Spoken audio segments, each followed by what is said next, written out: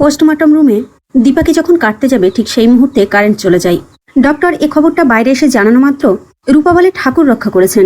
Doctor, আমার মাকে please R post-mortem করবেন না। ডক্টর বলে ঠিক আছে, কিন্তু ওনার স্বামীকে একটা সই করতে হবে।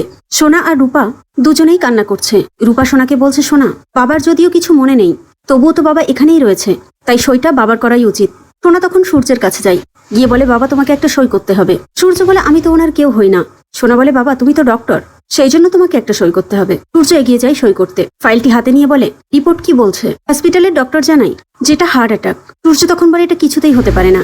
ম্যামকে পাওয়া গিয়েছে একটি বস্তার ভিতরে, সেখানে দম আটকে যেতে পারে, কিন্তু হার্ট অ্যাটাক এটা ইম্পসিবল। সূর্য সই না করে চলে যায়, সইটার উপায় করে নেয়। তারপর দীপাকে নিয়ে যাওয়ার জন্য গাড়ি খবর দেওয়া হয়, গাড়িও চলে আসে। রূপা বলে, আমার মাকে আমরা সাজিয়ে তবেই নিয়ে যাব, ঠিক যেমনটা আমার মা চেয়েছিল। সূর্যর মনের মধ্যে কনফিউশন, এরা দীপা ম্যামকে এত মা কেন করছে?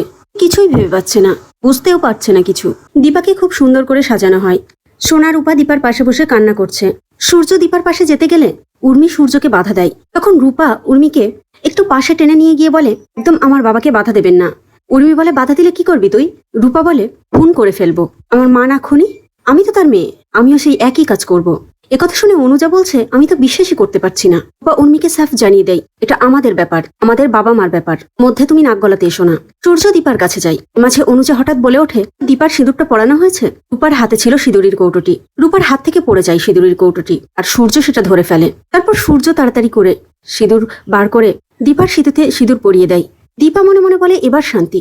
এবারে যদি আমি জ্যান্ত পুড়ে মরেও যাই, তাহলেও আমি শান্তি পাবো। এ জন্মে না হয় একসাথে থাকতে পারলাম না, কিন্তু পরজন্মে আমরা ঠিক আবার একসাথে থাকবো। সূর্য অঝরে কান্না করছে, মনে মনে বলছে, আপনার সঙ্গে আমার এই কয়েকদিনের আলাপ, তো আমার এত কষ্ট কেন হচ্ছে?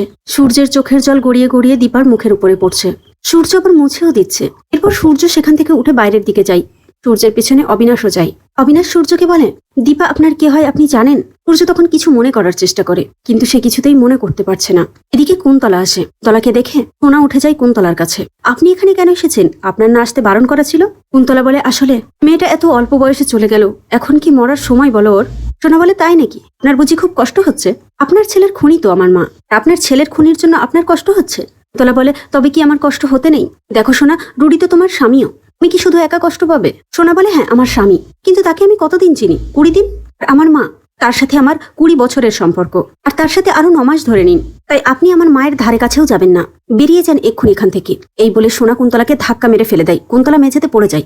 সোনা বলে, ঠিক হয়েছে, আপনার স্থান ওইখানেই। এবার ওখানে বসে কুমিরের কান্না কাঁদুন। সূর্য বারবার দীপার সঙ্গে কাটানো মুহূর্তগুলো মনে করছে। অবশেষে দীপাকে নিয়ে চলে যাওয়া হয় শ্মশানে। সেখানে মুখে আগুন দেওয়ার জন্য স্বামীকে ডাকা হয়। প্রবীর যায় সূর্যকে ডাকতে। সূর্য বলে, কিন্তু কেন যাব আমি? আর স্বামী কি এখনো আসেনি? আমি তো ওনার কেউ হই না। কুন্তলাও হাতে কিছু ফুল নিয়ে সেখানে হাজির, তার মুখে বিজয়ের হাসি।